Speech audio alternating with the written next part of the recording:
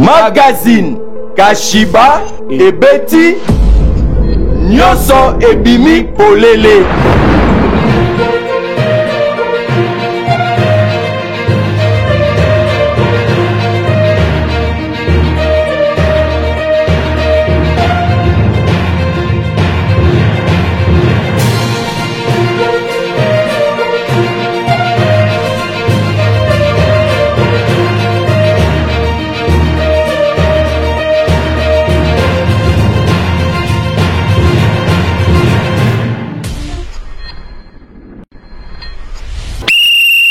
Kinshasa mbote na bino batata ba mama bandeko bipai wapi bozuli bakumalamu ya kolanda. Magazine d'actualité Kapolele ya mokolo mwalelo oyo wapi Thierry Kelekele nazalaka toujours ne sengo makasi ya ko présenter yango po na yebi ete botondi déjà ebele liboso bitando ike pona kolanda basango na lokota ya Lingala. Tofongola lokasa ya basango na biso mokolo mwalelo kuna na commune ya Selemba obipai wapi likambo ya somo pe ya kokamwa tata mukolo azemisi mwana batu ya 16 ans mwana ngope ya muninga na yeka ka bafanda na ye kokamwa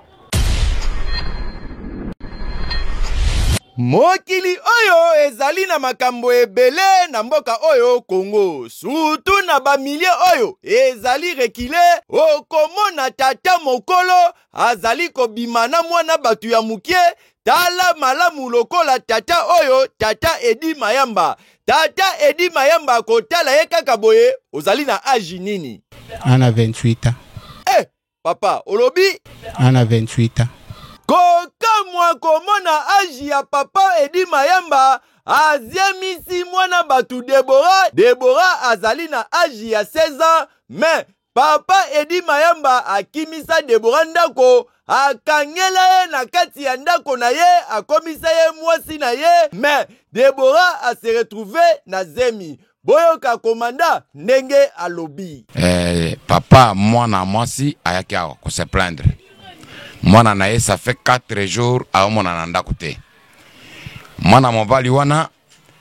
papa ya mwana mwasi muntu akotsa na ndako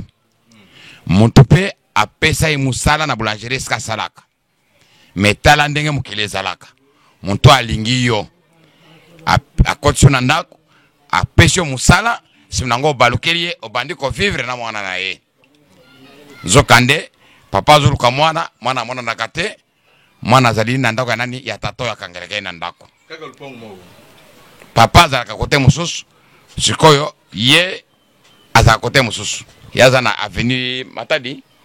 Matadi pembe ya maya makele lao papa ya bina luki mwana ngara zo mona te mais na ba information na yeko zwa ke mwana ngai azali pa mutu tsongolo pakala kangele na ndako abimaka te 4 jours ndena tine ba policier ba kei ba koti na ndako ba moni papa oyo ba moni pe na jeune fille oyo ensemble donc ça depuis se passe mingi komona âge ya papa oyo azonga na pe âge na ye alobi azana 28 ans akosi azamu tumo ya ba 35 en plus mwana oyo papa na bango alobi bien témoigner bien mwana oyo azana 16 ans azana no mineur mais kotala papa oyo enceinte mwana bato vraiment ezo sala passe ekona ete menaza voisin papa mwana wa mwasi pire vena ngai to solara bien to yamba ba na lupango côté na côté to oui vena nga to solara bien ngai banda na ya 3 mois yango na kende banda na ya na yebi chipo te na yaka kokuta na lupango azana ba comportement mo bosoka ye apesa bato atambo tete donc alingaka ko vivre vie na ye moko à part OK na sima ya makamu na wana po yebi kasara makambo mabe mon ba substance de jebima qui abimaka na mwana ninga za bonga za de engrossé ana retard soki ya 1 mois ndenga zana si bozana le bon bozaka na idée ke babimaka na mwana mwasi asala ngo akansha mais ba substance de jeu comme déjà kobima na ba sini pe mona na ko mwa air moko ya okota bweli papa na porte msu mama na zo belele ti ba air tardif na kacha ndaku na ya zo bima te omoni tomeka kolandela na pesa pe rapport papa na papa na loba problème te to kolandela ndelelo avant check tant makambo azemi na ebimi nde papa bango abandaya koluka epa ke chike kotata tata mwasi na bango omoni nde mwana oyo ayeko kima tanga ayeko kima papa bango ta bule msusu ake kota batata mwasi na ekuna ok lelo nga kutu na yebi kutu tata mutu mwana lupango ayebi te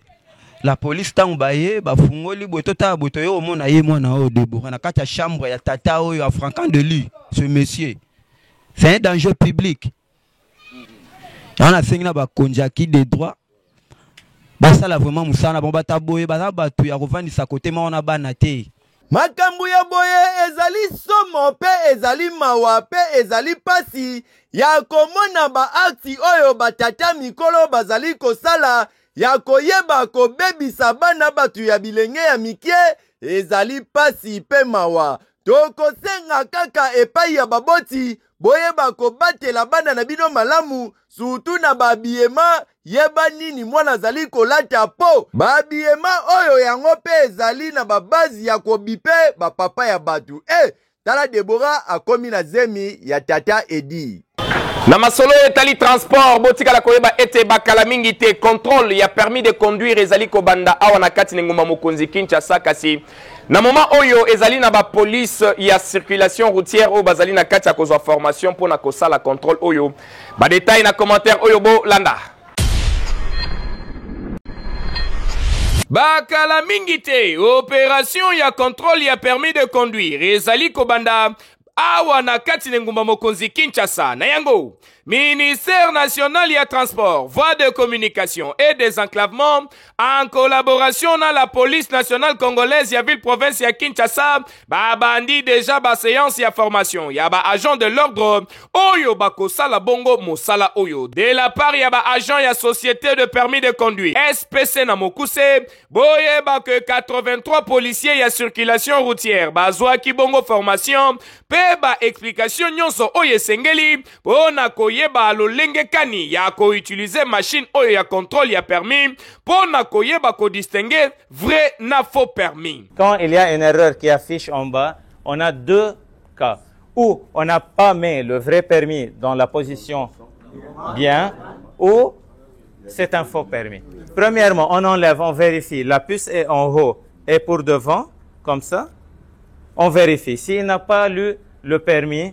on enlève, c'est un faux permis. Tellement azalaki pe wana sur place, le commissaire provincial et la police nationale congolaise, ya ville province ya Kinshasa, le lieutenant général Israël Kantou, ayeba ki pe kobenda matoi ya ba bénéficiaire ya formation oyo, pona koloba na bango ete, oyo nyonso akomeka kaka kozwa contrôle ya permis, akomisa yango kop na ye ya mombongo, akosala boloko.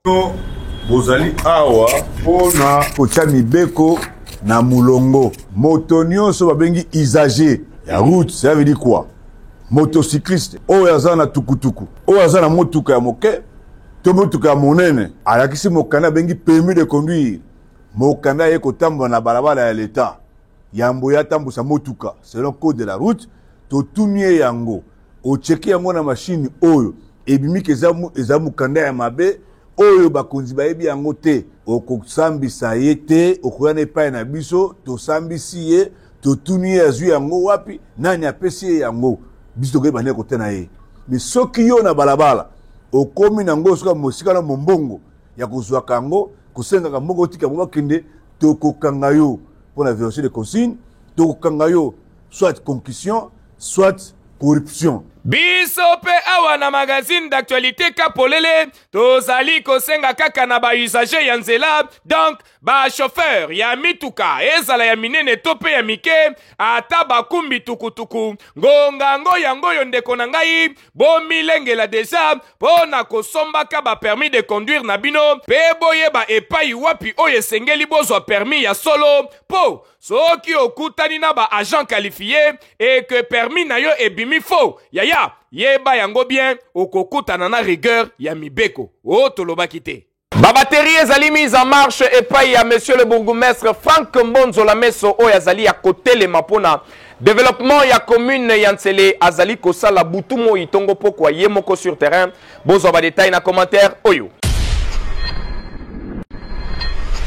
Fini makambo ya politique sans suivi. Pamba te ezali moko ya bizaleli ya mabe oyo ekosunga mboka ata moke te na oyo etali développement. Awa na commune ya Nsele soki ezali na mesure moko oyo ezali mise en place bosimba pe boyeba ke suivi na yango ekosalema na ndenge kosakana te avec impact pe idéologie kaka na ye moko le premier citoyen de la commune ya Nsele son excellence monsieur le bourgmestre Franck Mbonzola Meso bakisela ye le préfet de discipline bondimelanga ke après avoir kosala réunion stratégique na ba chef ya ba différents secteurs ya commune na ye pe kopesa ba injonction oyo esengelaki ezala mise en place pour na développement ya commune ya Nsele lelo ekomaki bongo tour ya kosala évaluation pour na kose rassurer soki penza ya solo ba mesure wana ezalaki exécuté.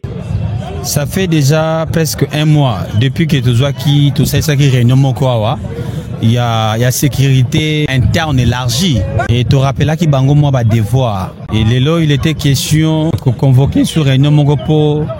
Il y a koluka kota la maintenant ceux qui makambo tolobaki ezako kendeto ezako kendete. Mais namoni quand même ezokende moi malamu par rapport ya ndenge to beta qui c'était dernièrement. To jugement ba rapport P. Sauf que neboyebi problème à casse tozana ngwawa ezali comme insécurité. Ezo déranger pas mal population na biso. Mais toujours bunda dans l'ensemble, n'a pas chef de quartier, n'a pas chef de rue aussi, pour protéger la population. Je me mets encore davantage aujourd'hui dans cette tenue pour faire voir à ma population, moi-même les bourgmestres, je suis le premier à descendre sur le riz, à Séni. Et d'ailleurs, ce n'est pas à parler parce que c'est plusieurs fois que nous faisons ce travail-là. Il faut que Moutounioso ait conscience. Ketanga la muki na tongo, il faut bongisa ndaku na ye, abongisa pe balabala o ya ye. Et Boumès, à côté là bas grands acteurs, il peut aussi initier notamment des actions ensemble avec les brigades d'assainissement, ensemble avec des chefs de quartier, ensemble avec des différentes structures. Tout le monde va salongo salami. C'est bon quand même, c'est une bonne initiative. Mais après ba salongo et produit nine. Parce que tout le monde a qu'à salité on est à na balabala. Raison pour laquelle nous encourageons ceux qui ont besoin de nous accompagner dans cette initiative, mais ça doit être canalisé, ça doit être orienté vers la commune. Parce que Moutakola Mkaka Atena Tongo mais pas au Sangisi Batou, allez, biso toke ça la salongo. Bamsou na comme mona même, ba comme tchana ba drapeau à parti politique. Est-ce que pour na quoi Séni, il faut les politiser? Je me pose la question, pour Séni, il faut les politiser. Non. Cette fois-ci, Makambouana, je crois, Nakolobasi, tout va bien, na bémission na bino, Nakozongi sa mutu na nzela. Mutu na mutu foye baba devoir na ye, il faut ye baba prérogatif na ye. Alors, ce que sang sa population, oezanga, autour ya yomoko, sans pourtant nga mukolo population. Na ye bango, ça c'est du désordre, ce n'est pas de l'ordre. Je tiens d'abord à remercier honorable Richard Mona par rapport à cette initiative. Parce que il a fait un grand travail, nous avons vu. Mais sauf qu'il y a eu un peu de certains dérangements autour des engins pour l'évacuation. Et notamment là où il faut aller déposer. Je tiens à le remercier, mais nous demandons que prochainement, peut-être s'il y a des initiatives comme ça, appuyer la commune. Ah oui! Musala ebongaka ndeboye donc ozolandela penza na mozindo pona koyeba malamu soki ba ordre pesaki en tant que chef est-ce que ezali exécuté tope banyataki yango na makolo ezate ke opesi ba injonction kasi oke kokangama na malili ya bureau kuna pe eloko ya malonga ezali kosalema te bongo kitoko te exemple à suivre yango yo epai ya Franck Mbonzola Meso azali pe akozalaka toujours un exemple à suivre. Ba école ebele etongama na kati na ngoma mokonzi Kinshasa kasi ezalaka na ba parking te yango ezali moko ya ba cause ya ba embouteillage monstre o ezali kosalema awa na kati na ngoma mokonzi Kinshasa yango etindaki réunion stratégique moko esalema pona koluka koyeba ndenge ni ya kosilisa likambo oyo kasi na kati ya réunion tomonaki pe présence ya ministre Jeannot Kanola Rose o ezali bongo ministre ya éducation et nouvelle citoyenneté.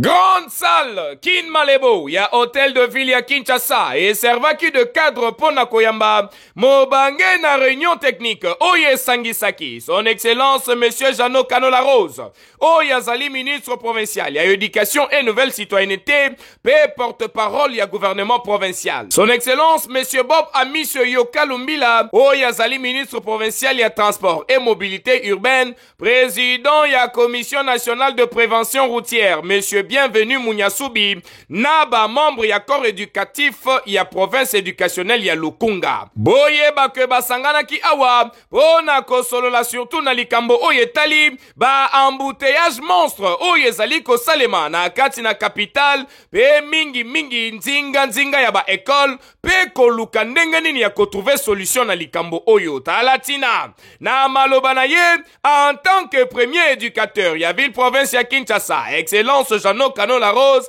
atalisi que ya liboso nanu, éducation ezali bongo socle, topé, moboku ya développement ya mboka, kasi nouvelle citoyenneté, ya ngonde ezali kotia en lumière civisme. Talatina, Jeannot Kanola Rose atanga kibongo, quelques comportements ya mabe, oye ezali bongo cause ya perturbation, ya circulation na ba heure de pointe, awa na kati nguma mokonzi Kinshasa, lokola, manque ya courtoisie routière, incivisme routier, pe lisusu mauvais stationnement ya mituka, oye kendaka kotika bana na ba école. Nous constatons que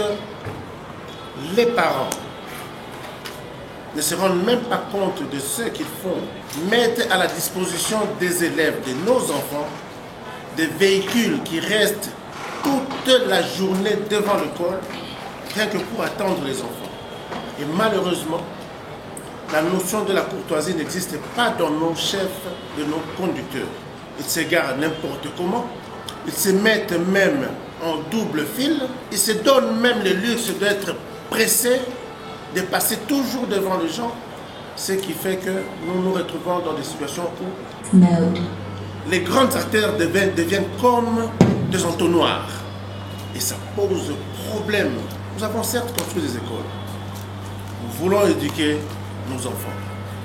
Mais nos membres d'école n'ont pas pensé au parking. Et ça nous pose un problème. Vraiment, nous devons penser à cela. Aujourd'hui, nous devons mettre en place, nous devons mettre sur pied des questions pour pallier à cette situation qui prévaut aujourd'hui et qui octroie des embouteillages monstres dans la ville de Kinshasa. Et nous allons commencer d'abord par la Gombe comme commune pilote, ce qui fait que nous avons ciblé les écoles de la Gombe et quelques écoles de Kitambo certes, mais nous commencerons par vous et nous allons atteindre d'autres provinces éducationnelles pour en parler et trouver des solutions parce que nous devons faire un rapport au niveau de la ville.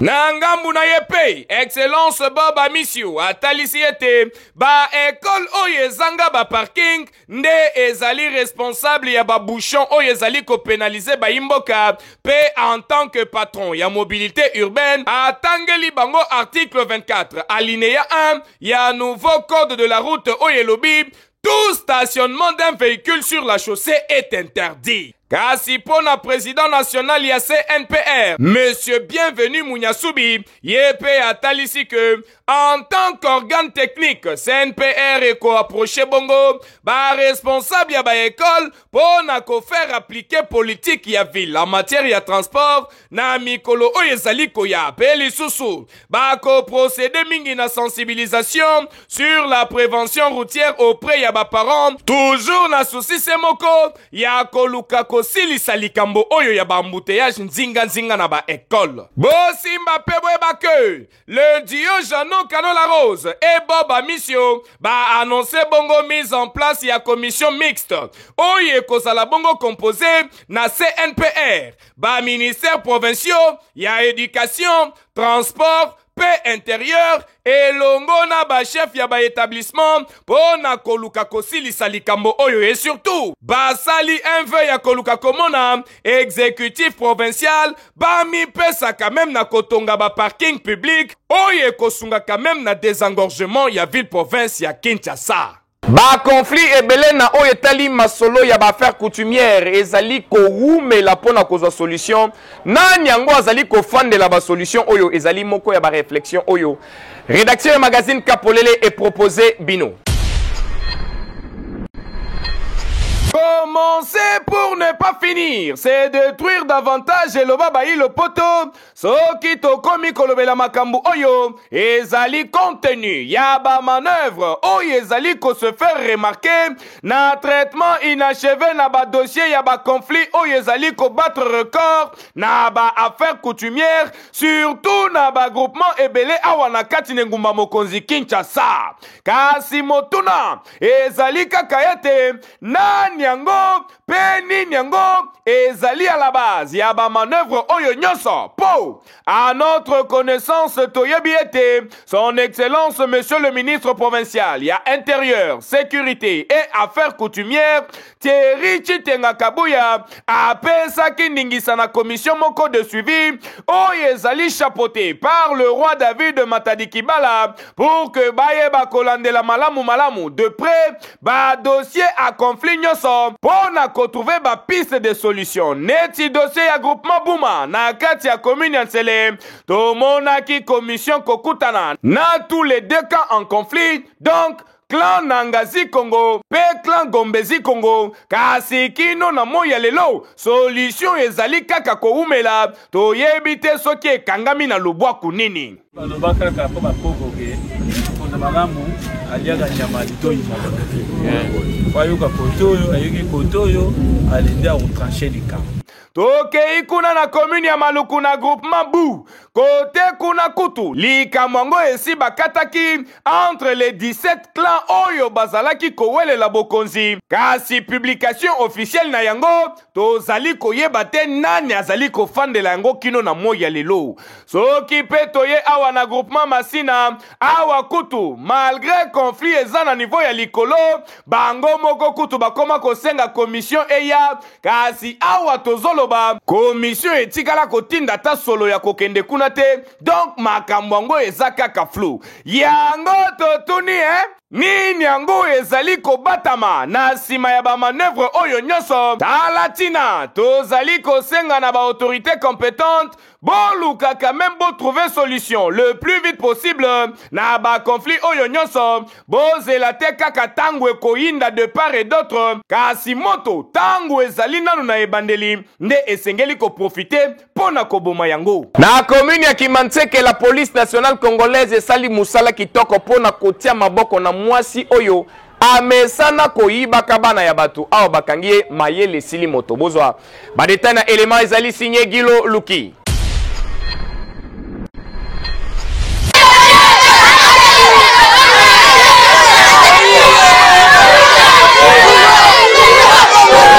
Population ya commune ya Kimantseke ces derniers temps bazali na esengo makasi pona komona musala kitoko oyo la police ya proximité ezali kosalela bango awa botala neti ndeko mwasi oyo alongwe na quartier Biyela kasi ya koti na Kimantseke 1 pona koyiba mwana oyo bozali komona na bilili heureusement vigilance pe collaboration entre population na la police ya proximité esali ete batia maboko na ndeko mwasi oyo ya moyibi botala ndenge akomi kobeta beta misu neti ntaba alie savon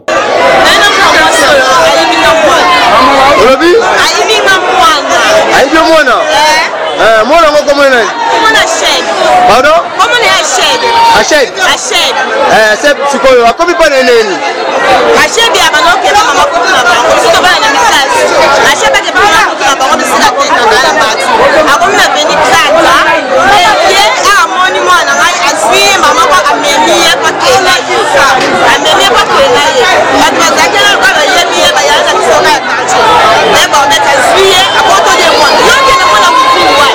Omwana ngai ye. Mwana bata kufina sa koto ye mwana akitisi. Na bele ni ngai. Wifini yaka. Yote fri oil na me mwana akena ya. Mwa oyebi ye. Ema na yemba. Mabelo kwa kwa.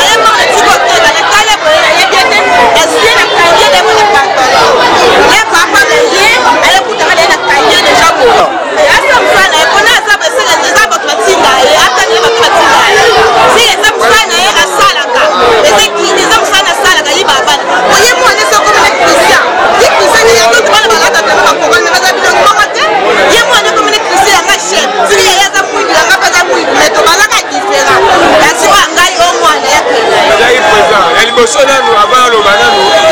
ya koremercie bakonzi ya mboka nde batiela biso possibilité awa banda possibilité koma awa tokoma wana sécurité totale en plus bakanaka etarité mwende likambo tobengi bayaka rapide na rapidité naosenga bamoto bapesi bango babakisela bango ata 10 lisusu po ezala possibilité eza mosala makambo mwana oyo mwana mwasi oyo tovande na kwe oyo médecin réussi à quartier tovande na kwe ye akomi na mwana badula na maboko alongwe déjà la première avenue ti la deuxième avenue déjà bande kokende na ye akende na mwana siko voisine oyo azalaka toyebani po biso na bakartier tokoli na bakimbatire toyebani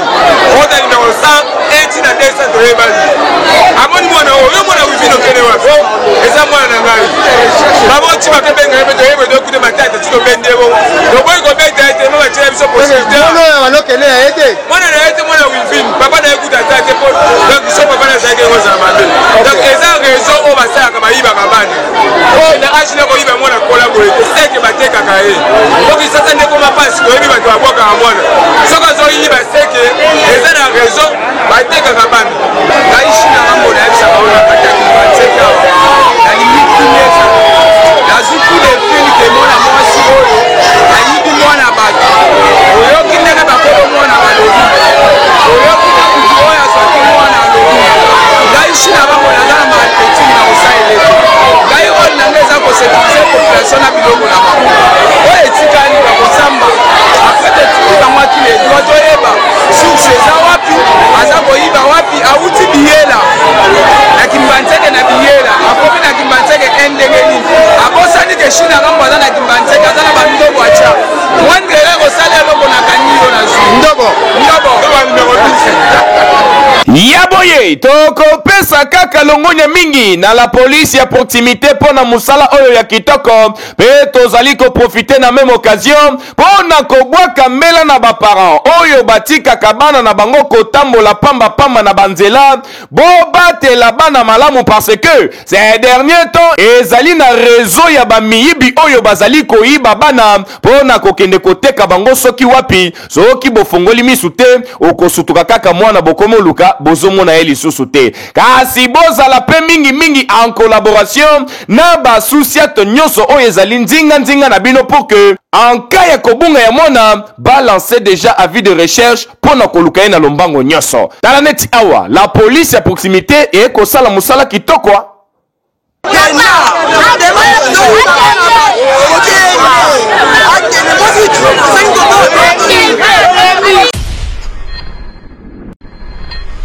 tozali awa na quartier boba na avenue Mavungu na commune ya Masina bipai wapi population bazali vivre calvaire ya insécurité na ndenge kosakana te selon ma information tozwi sur place etalisi que na ngonga ya 2h du matin bamoni kaka etuluku ya bacriminel baye kokota na lupangu moko babuki 3 ndaku mokoka oyo ezalaki na kati ya lupangu wana bakoti babotoli biloko nyonso ya motuya plus grave encore baviole na mwasi ya locataire moko oyo azalaki wana esali pasi pe mawa papa soki na ba 2h30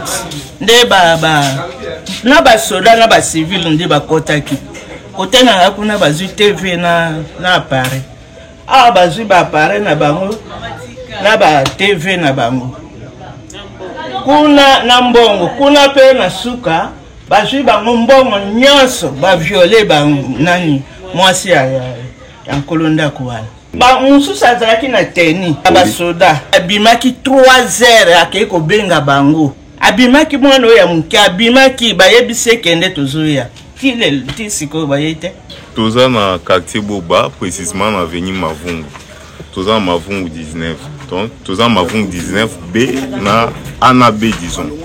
alors to constataki dès 2h du matin 2h15 minutes mouvement moko 6P na avenue alors tema to mibali emo tout ça la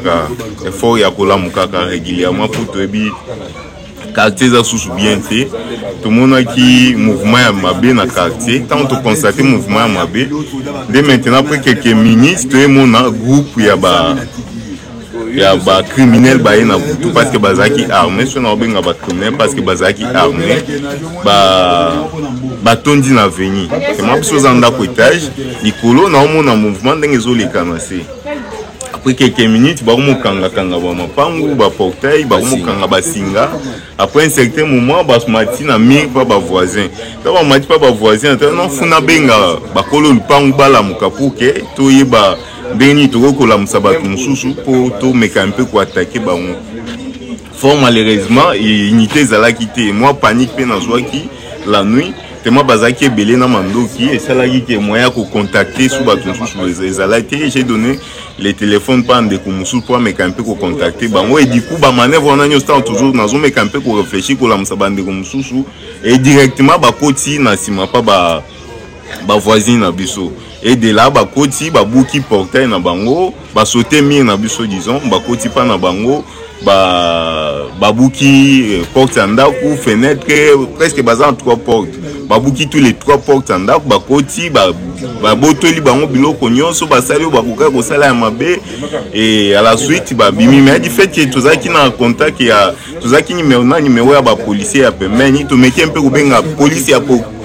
ya proximité où ils appellent na biso malheureusement ba yete moi na mususu pe amukie victime na lupango na ndako ba viola ba kotaki disons a sauté mi na sima keti ko benga la police était ba boyi koya na volonté na bango mombe bati pe moi na auto benga bango azongi ye moko na 2h du matin azongi ye moko moi na mbali mineur. Talati na population ya quartier Boba na avenue Mavungu bazali kobwa kambela na bakonzi ya likolo pour que bameka quand même kotel la bango likambo yo po oyo bazali ko vivre et elle sous normalité. Awa piololo na ngeleli makasi boye na tali lisusu ngonga na montre na lati na loboko na ngai ya gauche elingi kolakisa ete tokomi na suka ya édition na biso ya mokolo molelo soki esepelisi bino bopesa merci mingi na équipe technique rédactionnelle oyo bazalaki wana au four et au moulin pona kolambela bino biloko oyo ekomela bino na nchunga kitoko na bandaku na bino soki bosepeli ete magazine d'actualité kapolele eya ko couvrir activité na bino ya ko hésiter te benga kaka na ba numéro oyo ezali affiché na ba ya ba téléviseur na bino tokozala wana pona kosala musala kitoko pe elenge ngana bino tokutani bongo mikolo ezali koya pe ekosala eloko te ngala banga relation bango babi bango bapesi opesi bango makilo bango bapesi ombongo yo pesi bango makila bango bapesi ombongo makila yo opesa bango ya ndenge nini folekisa mutu sur la pesi bango mutu bango bapesi ngai mbongo bon ngai ndeko yake pa na ngai aye natino yeli nini kena yeko lukambo mbongo zoluka ndenge nini kiana posa bopesa nga $50,000 na pesa bino mwana kasi na ngai na kombo ya Chris bopesa nga mbongo na sali pex angona koka kokanga secret angona na lobby secret na ndimi na